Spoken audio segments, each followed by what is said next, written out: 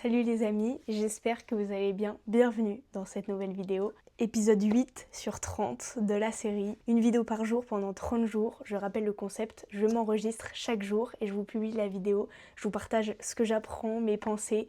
Bref, on avance ensemble et on apprend. Aujourd'hui, un sujet qui me tient particulièrement à cœur, le journaling. Si vous avez vu les vidéos précédentes, vous avez vu que j'ai toujours mon petit carnet à côté de moi. Voilà, ce fameux. Et donc, je l'ai en plusieurs couleurs parce que je note des choses différentes dans chaque carnet, mais je vais vous expliquer tout ça dans cette vidéo. Ça fait maintenant plus de 3 ans que j'écris dans un journal de manière régulière et je pense que j'abuse pas si je dis que ça a changé ma vie. La preuve, c'est une habitude que j'ai gardée encore aujourd'hui après 3 ans, c'est que ça m'a apporté quelque chose et que ça m'apporte toujours quelque chose. Je pense que vous voyez à peu près tout ce que c'est le journaling. Pour moi, c'est très simple, c'est juste un carnet, une feuille, un support et un stylo et écrire.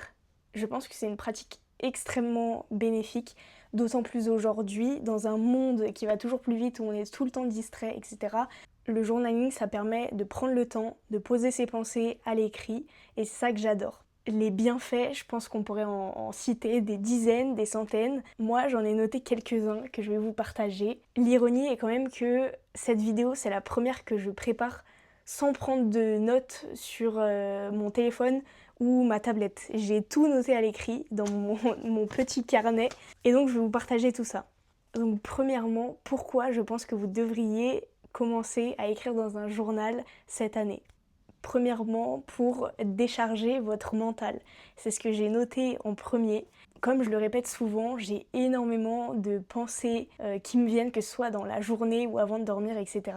C'est d'ailleurs pour ça aussi que je pratique le journaling avant d'aller me coucher. Ça a vraiment cette action de décharge mentale, c'est-à-dire poser à l'écrit tout ce qu'il y a dans ma tête, que ce soit comment je me sens, les sensations, les émotions que j'ai en ce moment, ce qui s'est passé dans ma journée, ça peut être les choses que j'ai à faire pour le lendemain, etc.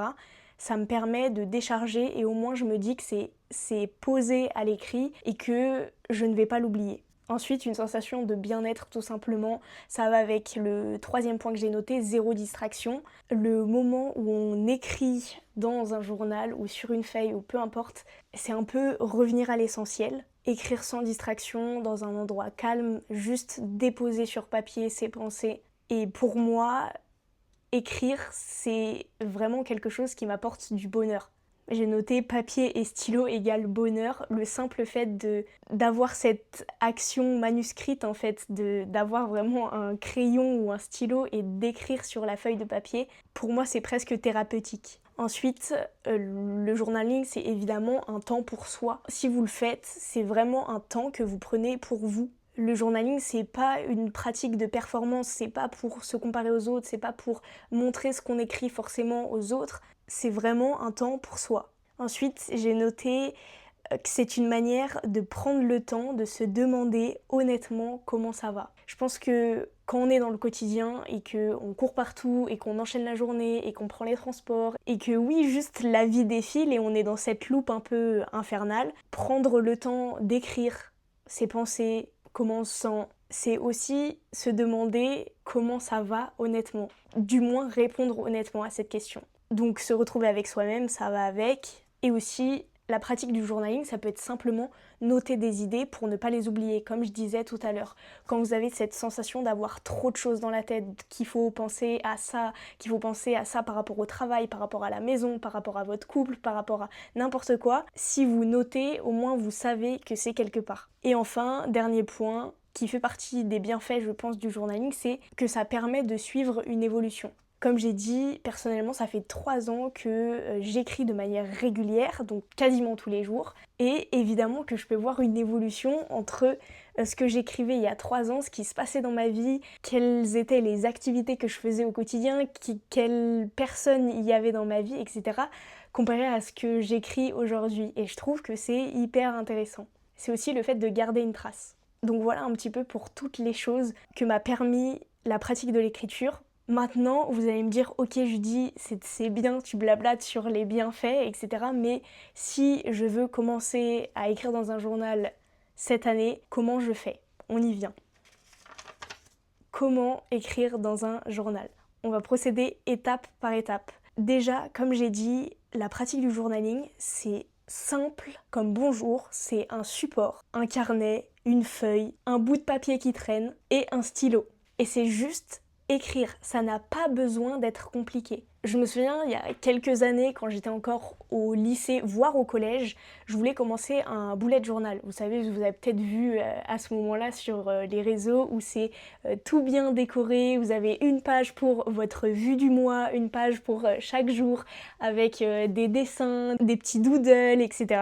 Comment vous dire que je n'ai pas du tout tenu? Pour la simple et bonne raison que c'était quelque chose de compliqué à tenir et que c'était pas une pratique dans laquelle je me régalais et je prenais vraiment du plaisir. Ça me demandait trop de temps, d'attention, d'investissement, de ressources. Et donc c'est pour ça que je vous dis que le meilleur moyen de tenir cette habitude-là, c'est que vous rendez la chose simple. C'est exactement ce que j'ai écrit ici sur mon petit carnet, rendre ça simple. Et je l'ai réécrit à la fin, mais on va y revenir. Donc comment faire? Acheter un carnet, ou si vous en avez déjà un qui traîne chez vous, prenez-le. Le carnet n'a pas besoin d'être de la dernière génération, de la marque la plus connue, que ce soit du papier en grammage super épais, etc. Tout dépend de l'usage que vous en faites, évidemment. Mais presque, si vous prenez un carnet qui n'a pas trop de valeur pour vous, que vous avez déjà chez vous, je pense que c'est même plus simple d'écrire dedans. Parce que, pareil, quand je voulais commencer ma pratique du bullet journal, j'ai acheté un nouveau carnet qui était nickel, avec une couverture rigide, et quelque chose de gravé même sur la couverture, etc. Et donc, je me disais qu'il fallait que tout soit parfait, nickel, au carré, dedans, et c'est ça aussi qui a fait que je n'ai pas tenu la pratique. Alors que, vous voyez, typiquement, ce genre de carnet, petit, juste vierge, parce que moi je préfère qu'il soit vierge et qu'il n'y ait ni ligne ni pointillé à l'intérieur, pour pouvoir être libre de comment j'écris, parce que parfois j'écris simplement des idées comme ça en vrac, ça fait pas le focus, en vrac, ou bien parfois je fais des cartes mentales, donc je le prends dans ce sens-là. Voilà, l'avantage c'est que ce petit carnet, j'y accorde pas trop de valeur en tant qu'objet, on va dire. Évidemment, tout ce que j'écris dedans, ça a énormément de valeur pour moi. Mais je me dis pas qu'il faut que tout soit parfait à l'intérieur. C'est vraiment brouillon. Et l'avantage aussi, c'est que je peux l'emporter tout le temps avec moi. Donc choisissez un support. Choisissez votre carnet, la taille, soit petit, grand, comme ça vous arrange, en fonction de ce que vous allez écrire dedans, en fonction de là où vous avez l'habitude d'écrire déjà. Il faut que ce soit simple. Donc à carreaux, à lignes, à pointillés, des feuilles vierges, comme vous voulez. Choisissez votre carnet et commencez à écrire dedans. C'est tout. Notez la date et commencez à écrire. Ensuite, quand écrire?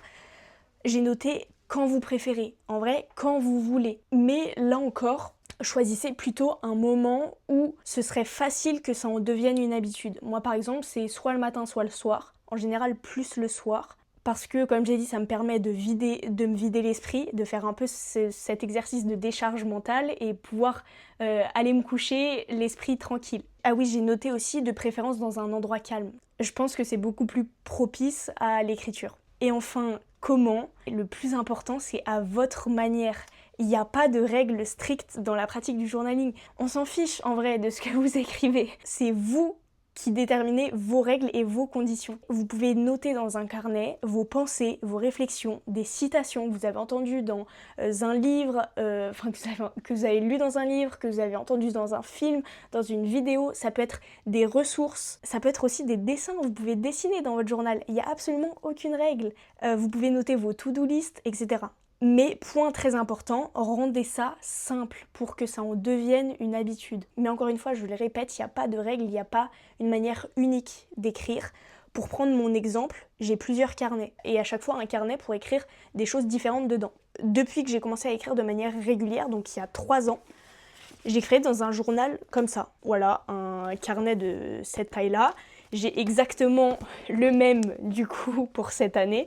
Celui-ci, il a fait 2023-2024 et celui-ci 2025 et là 2026. Dans ces carnets-là, j'écris littéralement mes pensées, plutôt ce que je ressens, ce qui s'est passé dans ma journée, voilà. Je peux y mettre, vous voyez par exemple, des places de cinéma.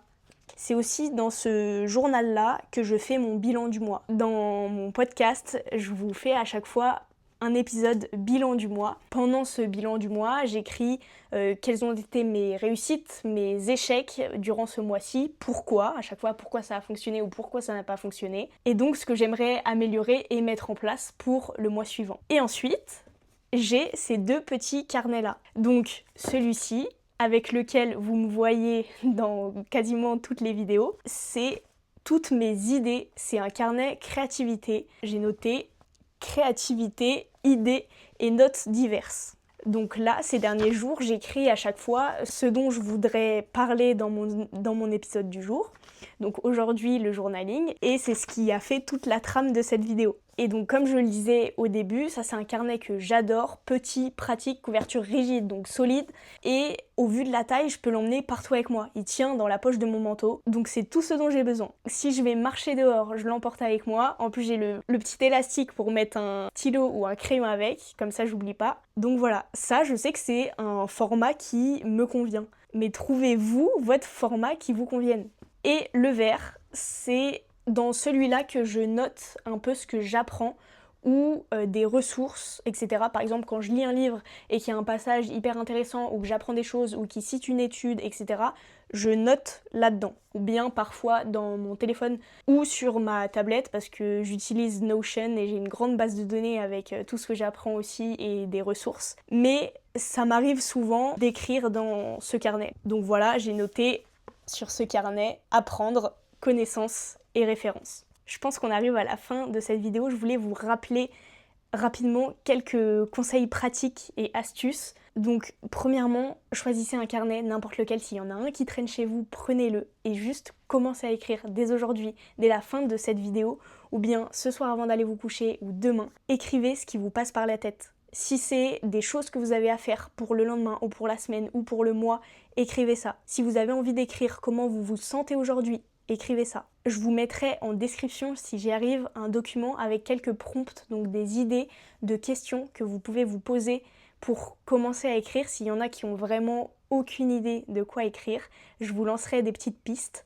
Voilà les amis, certainement une vidéo un peu plus longue. J'espère que vous aimez toujours autant la série. J'essaye de vous donner de la valeur, d'être full authentique. J'espère que cette vidéo vous aura plu. Si c'est le cas, n'hésitez pas à mettre un like, à la partager évidemment et à mettre un commentaire. Je vous dis à demain pour une nouvelle vidéo. N'oubliez pas d'écrire et surtout, prenez soin de vous.